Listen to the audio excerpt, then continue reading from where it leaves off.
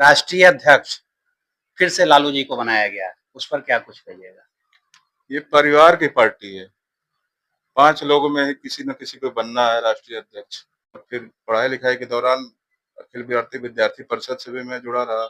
Graduation हमारी गोरखपुर में हुई। फिर बराबर हमारा पजियरवा, सुगौली तो आना-जाना हमेशा रहता है। उनके यहाँ तो देख लीजिए, तेजस्वी जी को देख लीजिए, उनके परिवार में हमेशा यादव जी हैं, लालू यादव जी हैं, राबड़ी, इनके अलावा कोई बन ही नहीं सकता है। 2005 के बाद से बहुत ही तीव्र गति से बदलाव आया है बिहार में, बहुत ही विकास कार्य हुआ है। में क्या कहना, दूसरी पार्टी में 2005 से पहले लोग देख चुके हैं, वो पार्टी ही कैसी है, तो उनके जनप्रतिनिधि कैसे हो सकते हैं। तो सुगौली विधानसभा में अगर देखा जाए तो भाजपा से कई सारे उम्मीदवार अपने आप को दावेदारी पेश कर रहे हैं, और अगर आपको चुनाव लड़ने का मौका मिला भाजपा से, तो बाकी कैंडिडेट से कैसे आप समन्वय स्थापित कर पाएंगे कि गांव-गांव घूम रहे हैं आप, हर फंक्शन हो या लोग का दुख दर्द हो, हर घर पहुंच रहे हैं, किस तरह का समर्थन आपको मिल रहा है? भारतीय जनता पार्टी विश्व की सबसे बड़ी पार्टी है और सबसे अनुशासित पार्टी है। इसमें कोई सोचने का विषय ही नहीं है कि सामंजस्य कैसे बैठाना है।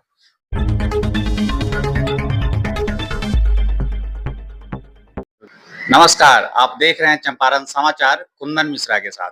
आज हमारे साथ खास बातचीत करने के लिए सुगौली विधानसभा से पंकज लोचन मिश्रा है। और इनका एक कार्यक्रम चल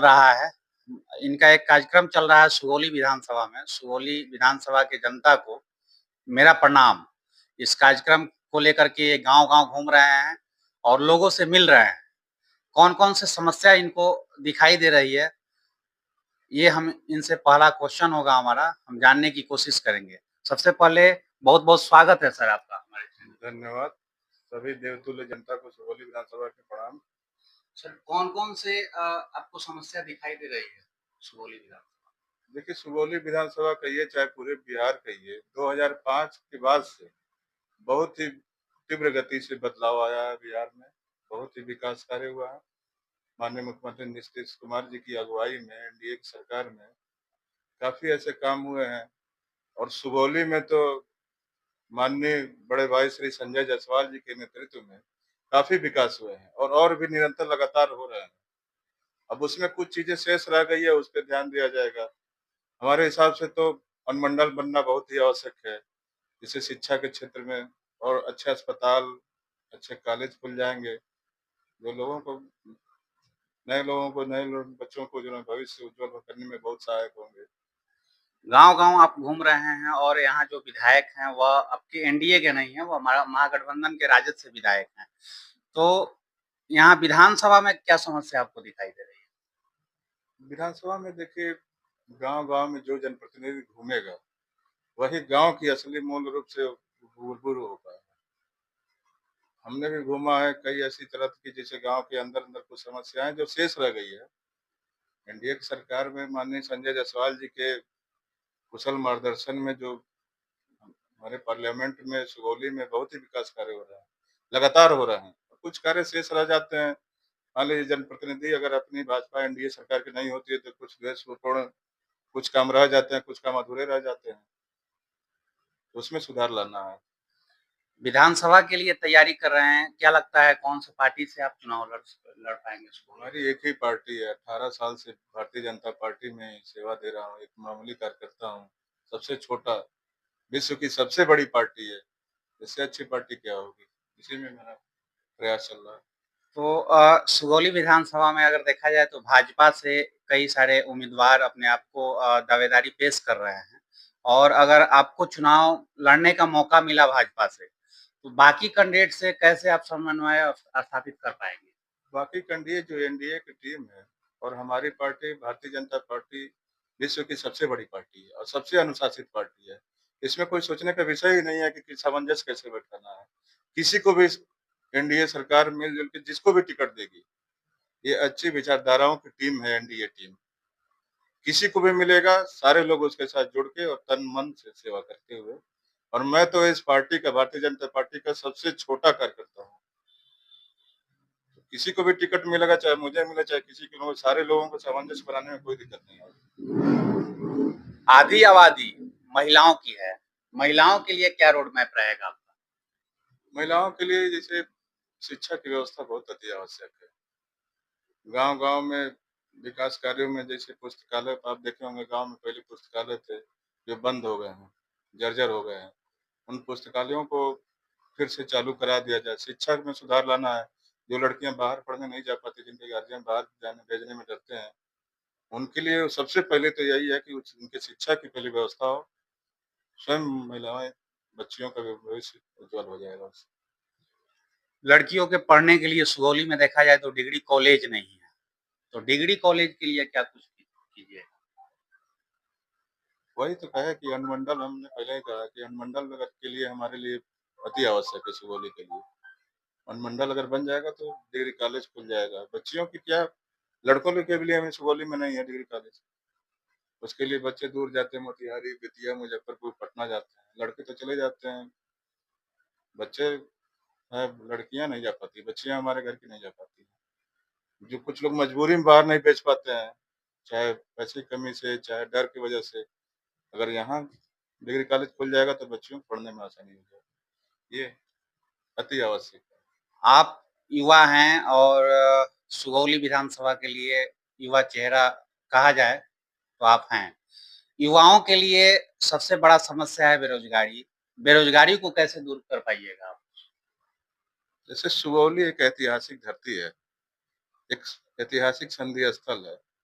बेरोजगारी के लिए सर्वप्रथम अगर यहाँ जो संधि स्थल कुछ क्षेत्र हैं, जिनको पर्यटन के रूप में विकसित किया जाए, तो हमें लगता है कि उसके साथ बेरोजगारी भी दूर होगी, लोगों के अंदर जागरूकता आएगी और बहुत ऐसी चीज़ें हैं कि जैसे अभी जागरूकता फैलाने की ज़रूरत है, बेरोजगारी दूर हो जाएगी। बहुत ऐसी चीज़ें हैं जो ये बहुत ही ऐतिहासिक धरती है सुगौली।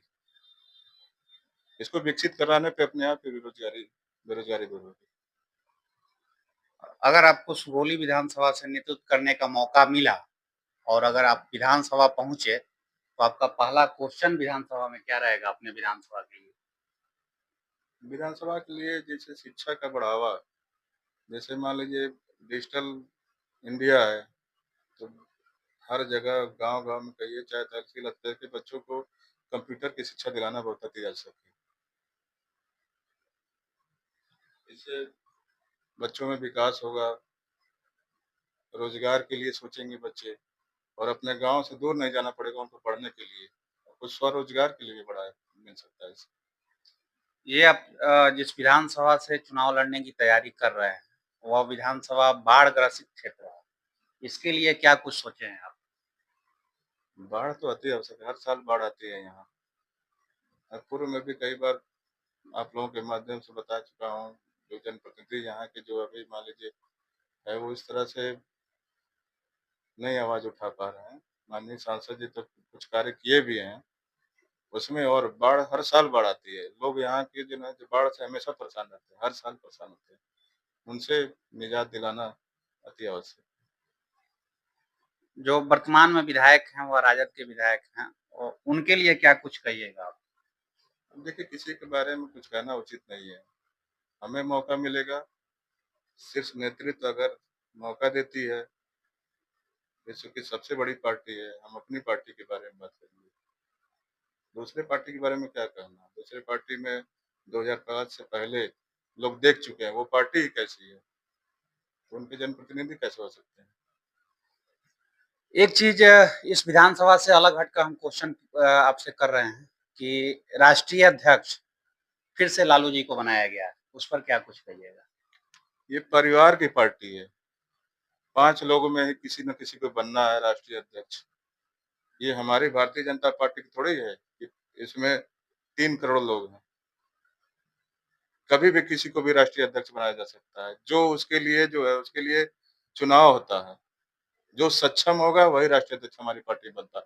उनके यहाँ तो देख लीजिए, तेजस्वी जी को देख लीजिए, उनके परिवार में मीसा यादव जी हैं, लालू यादव जी हैं, राबड़ी इनके अलावा कोई बन ही नहीं सकता है।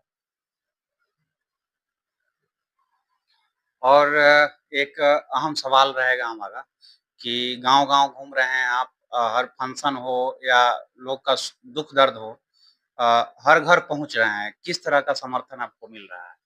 जनता का पूरा स्नेह मिल रहा है। ये सुगौली हमारे परिवार की तरह है। स्नेह, प्यार और आशीर्वाद पूरी तरह मिल रहा है। एक नौजवान होने के नाते नौजवानों का भरपूर प्यार मिल रहा है, बड़े बुजुर्गों का मिल रहा है और घूमा जा रहा है जगह-जगह से स्नेह मिल रहा इससे पहले आप का लालन-पालन हो या रहना वो गोरखपुर में हुआ है। तो गोरखपुर के बाद आप डायरेक्ट 2025 में विधानसभा चुनाव लड़ने के लिए आप अपने पैतृक गाँव सुगौली आ गए हैं, सुगौली विधानसभा में। क्या लगता है कि कहीं विरोध तो नहीं हो रहा है, चुनाव बाद आप फिर गोरखपुर तो नहीं चल जाइएगा? कहीं ऐसा कुछ नहीं है। हम शुरू में भी यहीं पजियरवा के रहने वाले हैं, सुगौली के पजियरवा पंचायत में और हम पैदा यहीं हुए, यहीं 10-15 सालों तक रहे। क्लास 6 तक यहीं पढ़ाई, फिर आगे की पढ़ाई के लिए पिताजी हमारे बाहर नौकरी करते थे गोरखपुर। वहाँ अपने साथ लगे। हर गार्जियन चाहता है कि हमारा बच्चा पढ़ने-लिखने बाहर निकले। उस समय की सरकार यहाँ की ऐसी थी, ना उचित शिक्षा की व्यवस्था थी, ना अच्छी उचित स्वास्थ्य की व्यवस्था थी। आने-जाने में पजियरवा गाँव हम लोग बैलगाड़ी से जाते थे 15 किलोमीटर। तो बताइए शिक्षा की व्यवस्था कैसी होगी? हमारे गार्जियन जो पढ़े-लिखे, वो किस तरह से पढ़े होंगे, कभी चाहेंगे कि यहाँ पढ़ाई-लिखाई हो उनकी, हमारे बच्चों की।